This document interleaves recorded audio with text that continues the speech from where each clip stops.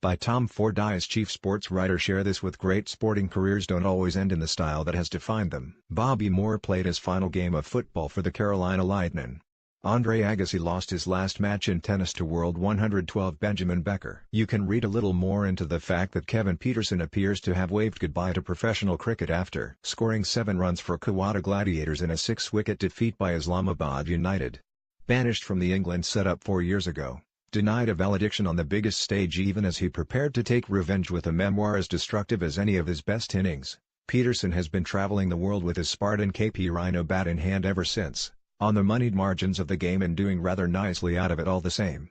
At 37 he would hardly be cutting his career short. The lure of playing Peshawar's Almi in Lahore may not have been enough to keep a young thruster interested, let alone a man who won 4 Ashes series and was once described as the most complete batsman in modern cricket. Cricket is no longer his obsession. He has announced on social media that he intends to put his energies towards saving the endangered rhino, in which case a few odd-toed herbivorous ungulates can expect to be upstaged.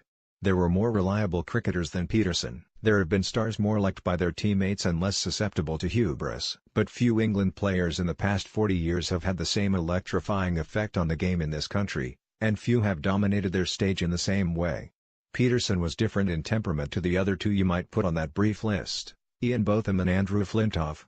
You always got the sense that he was admired rather than loved by England's support. His bristling confidence not leavened by the same self-deprecation as Flintoff nor his public pronunciations as no-nonsense white van man as Botham's. Like those two he made a poor England captain. Idiosyncratic genius works better set free rather than shackled by responsibility. Yet he was impossible to ignore when he came to the crease and he was unforgettable when he found his sweet groove. Media playback is not supported on this device. Great players don't just score great innings.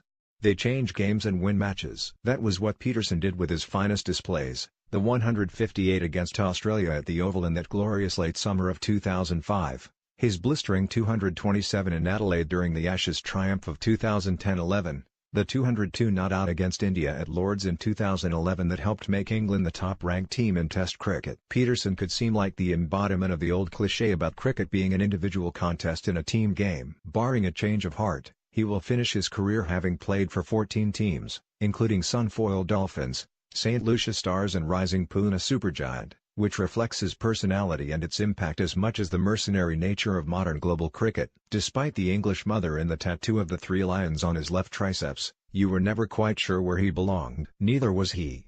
There is a massive trust issue between me and Kevin, admitted Andrew Strauss, who had captained him in 2 of those Ashes wins, when he first took over as England's director of cricket in May 2015. Strauss could have been speaking for several others whose task it was to manage a man once dubbed the ego by Australia's close-in sledgers. Sometimes it seems remarkable that he made it past 100 tests for England, a maverick with the air of permanent impermanence. He could be surprisingly insecure, a trait which could unfortunately present his arrogance.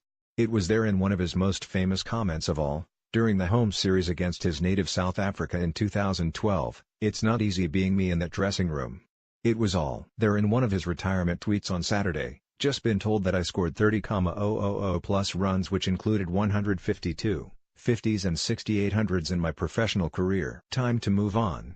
His best captains understood what he was really like and allowed him to flourish as a result. There is a reason Michael Vaughan got the best out of him and a reason why Vaughan this weekend has described him as the best batsman he ever played with. It's easy to say that Pietersen's divisive personality prevented him achieving more. It's harder to recall that he made more test appearances than Wally Hammond, Ted Dexter, and Peter May, ended with a higher test average than David Gower, Jeff Boycott, and Colin Cowdrey, and made more test centuries than Graham Gooch, Len Hutton and Ken Barrington.